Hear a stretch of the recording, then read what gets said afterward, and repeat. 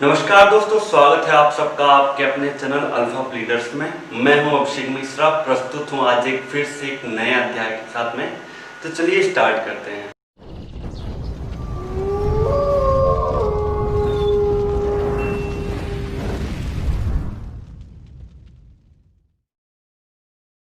किसी भी स्टेट की पॉपुलेशन को हम दो पार्ट्स में डिवाइड कर सकते हैं। पहला है सिटीजन, दूसरा है एलियंस। सिटीजन्स वो होते हैं, citizens are those who enjoy the civil and political rights given by the law of land. और जो एलियंस होते हैं, एलियंस को वो राइट नहीं दिए होते हैं। हमारे जो कॉन्स्टिट्यूशनल प्रोविजंस के अंडर में सिटीजन्स को कुछ बेसिक फंडामेंटल राइट्स दिए गए हैं जिन्हें एक सिटीजन्स ही एंजॉय कर सकता है। उनमें से कुछ राइट्स हैं जो बाकी के फॉरेनर्स को प्राप्त हैं, लेकिन ज़्यादातर राइट्स जो हैं वो सिटीजन्स को ही दिए गए हैं। वो राइट्स क्या हैं? वो राइट्स ज़्यादातर आर्टिकल 15, 16, 19 और 29, 13, ये सब जितने आर्टिकल्स हैं। कुछ ऑफिसर्स हुए जैसे प्राइम मिनिस्टर, वाइस, और वो प्राइम मिनिस्टर के बाद प्रेसिडेंट, वाइस प्रेसिडेंट, गवर्नर, और ये सब बड़े जो पोस्टेस हैं ये एक सिटीजन्स ही एक्वायर कर सकता है, यही उनके लिए नॉमिनेट हो सकता है।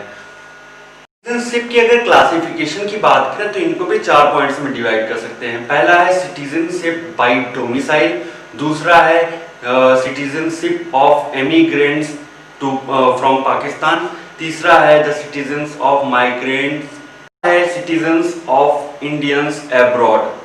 तो इनके बारे में अगर पहले पॉइंट की हम बात करें, पहला पॉइंट जो सिटीजन्स ऑफ डोमिसाइल है, तो इसके बारे में अगर डोमिसाइल वर्ड को तो कहीं पे डिफाइन नहीं किया गया है, लेकिन डोमिसाइल एक साथ में इंटेंशन और एक्ट, यानी परमानेंट किसी भी जगह पे रहने के इंटेंशन के साथ में उनकी फिजिकल एक्टिविटी को भी शो करते हैं। यहाँ पे अगर देखा जाए तो एक तरह से फैक्टम और एनिमस दोनों का आना बहुत ही आवश्यक होता है। तो सिटीजनशिप बाय डोमिसाइल में हम कुल मिला के इसमें दो चीजें होनी बहुत जरूरी है। सबसे पहली बात कि वो बंदा उस भारत स्टेट का, मतलब भारत नेशन का रहने वाला हो, भारत राष्ट्र का रहने वाला होना चाहिए। दूसरी बात में इनके 3 पॉइंट्स का फुलफिल होना बहुत जरूरी है। सबसे पहली बात, वो बंदा खुद या फिर भारत की पैदाइश हो, या फिर उसके पेरेंट्स भारत में पैदा हुए हों।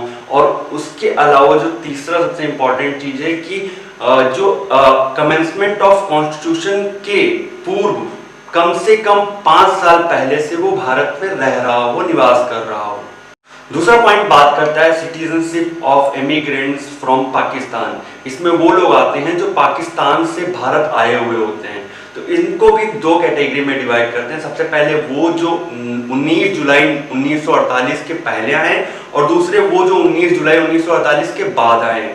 तो पहले वाले टाइप में जो 19 जुलाई 1948 के पहले आए हुए होते हैं, उनको रजिस्ट्रेशन के कुछ दिन पहले से ही, मतलब यहाँ पे भारत में रहना इम्पोर्टेंट हो जाता है कि हाँ वो पहले से ही रहना स्टार्ट कर दियो। दूसरे लोग जो 19 जुलाई 1948 के बाद आए हुए होते हैं, उनको आने के बाद जो भी ऑफिसर अपॉइंट किया गया है उनसे रजिस्ट्रेशन करवाना बहुत ही इंपॉर्टेंट रहता है। और रजिस्ट्रेशन के लिए भी उनको रजिस्ट्रेशन के एप्लीकेशन के पहले से 6 महीने पहले से भारत के किसी भूमि भाग में रहना आवश्यक हो जाता है। यानी ये जब कंडीशंस फुलफिल होंगी तभी आप रजिस्ट्रेशन के लिए एप्लीकेशन दे पाए। तीसरा point, citizenship of migrants to Pakistan. इसे एक तरह से एक्सेप्शनल केस भी कहा जाता है, क्योंकि ये आर्टिकल 5 और 6 को ओवरराइड करता है। इसमें ये प्रोविजन सेटअप किया गया है कि वो बंदे जो मार्च 1, 1947 के बाद भारत वापस लौट के आए हैं, उनको अगर सिटीजनशिप चाहिए तो उनको एक तरह से जो आर्टिकल 6 में जो प्रोविजन जो दूसरे पॉइंट में सेटअप किया गया है कि पहले जो अपॉइंटमेंट जो हुआ है ऑफिसर का, उनके थ्रू रजिस्ट्रेशन पहले एक्वायर करेंगे। उन्हें रजिस्ट्रेशन लेना पड़ेगा, इसके लिए उन्हें 6 महीने रहना पड़ेगा, फिर उन्हें रजिस्ट्रेशन मिलेगा। तो उसी तरह से जो जैसे आर्टिकल 6 में बात की गई, वैसे ही इसमें भी उनको सिटीजनशिप प्रोवाइड की जाएगी। द टर्म माइग्रेट जो है एक case Gulati versus state of Kerala में डिफाइन किया गया है। इसमें माइग्रेशन का मतलब है कि किसी एक कंट्री से दूसरी कंट्री में कोई व्यक्ति अगर जाकर परमानेंट सेटलमेंट के इंटेंशन के साथ जाकर बस जाता है तो उसे माइग्रेशन कहा जाएगा, ना कि किसी स्पेशल पर्पज या फिर कोई टेम्परेरी टाइम के लिए जाकर वहाँ पे रहना, उसे माइग्रेशन नहीं कहा जाएगा। सिटीजनशिप के चौथे पॉइंट जो कि है सिटीजनशिप ऑफ इंडियंस अब्रॉड, जो आर्टिकल 8 जो है इसके बारे में प्रोविजन सेटअप करता है, उसमें कुल मिला के आपको 2 पॉइंट्स फुलफिल करने जरूरी होते हैं, 2 एसेंशियल जो फुलफिल करने होते हैं। सबसे पहली बात कि वो बंदा खुद या उसके पेरेंट या उसके ग्रैंड पेरेंट, इन तीनों में से कोई भी जो भारत का बॉर्न हो, भारत की पैदाइश हो। और दूसरा पॉइंट ये कि अगर इसके बाद वो बाहर चला गया बंदा रह रहा है, तो जिस भी कंट्री में रहा है उस कंट्री में इंडियन डिप्लोमेटिक रिप्रेजेंटेटिव के थ्रू उसका रजिस्ट्रेशन होना इंपॉर्टेंट है। अगर ये 2 कंडीशंस फुलफिल हैं तो वो सिटीजनशिप एक्वायर कर सकता है, उसे मिल सकती है सिटीजन। आगे के पॉइंट्स की तरफ, तो आगे का जो आर्टिकल 9 है उसमें प्रोविजन सेट किया गया है कि अगर कोई बंदा खुद से वॉलेंटरली किसी और कंट्री की सिटीजनशिप एक्वायर कर लेता है, उसे हासिल कर लेता है, तो अपने भारत देश की सिटीजनशिप अपने आप से ही खत्म हो जाएगी। हिसाब से एक व्यक्ति सिटीजनशिप के राइट को तब तक एंजॉय कर सकता है जब तक पार्लियामेंट से बने किसी लॉ के द्वारा उसकी सिटीजनशिप ना छीनी जाए। लेकिन यहाँ पे भी एक लिमिटेशन सेटअप किया गया है कि पार्लियामेंट उस राइट को छीनने के पूर्व उसको एक रीजनेबल वजह जरूर बताएगी। बिना किसी रीजनेबल वजह की वो इनडायरेक्टली ऐसे किसी का भी सिटीजनशिप का राइट नहीं छीना जा सकता। 11 के अंडर में कॉन्स्टिट्यूशन के द्वारा पार्लियामेंट को ये राइट दिया गया है कि कॉन्स्टिट्यूशन सिटीजनशिप से रिलेटेड किसी भी प्रोविजंस में चेंजेस अल्टर कर सकती है। तो इसी राइट को एंजॉय करते हुए पार्लियामेंट ने citizenship act 1955, then citizenship amendment act 2003 and then 2019 को पास किया है।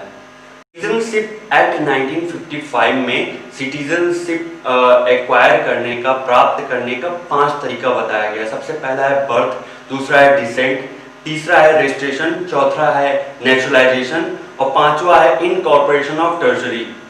तो इन 5 में से किसी भी प्रोविजंस के थ्रू सिटीजनशिप को एक्वायर किया जा सकता है। बस इनमें जितनी कंडीशंस दी गई हैं उनको फुलफिल होना बहुत जरूरी है। आते हैं अपने अगले पॉइंट की तरफ, जो कि है कि एक व्यक्ति की सिटीजनशिप किस तरह से खत्म की जा सकती है, उनका टर्मिनेशन किस तरह से हो सकता है।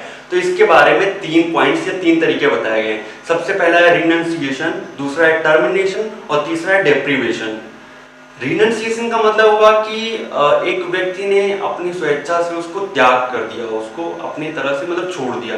दूसरा है टर्मिनेशन। टर्मिनेशन का मतलब होगा कि अगर बंदे ने किसी दूसरे कंट्री की जो है सिटीजनशिप एक्वायर कर ली, तो यहाँ पे ये जो उसका सिटीजनशिप है वो टर्मिनेट हो जाएगा।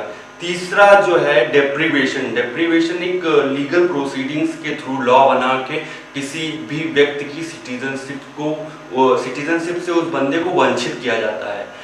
तो आज के लिए बस इतना ही। बाकी का जो सिटीजनशिप अमेंडमेंट बिल और सिटीजनशिप एक्ट जो 1955 का है उसके बारे में हम किसी अगले वीडियो में बात करेंगे।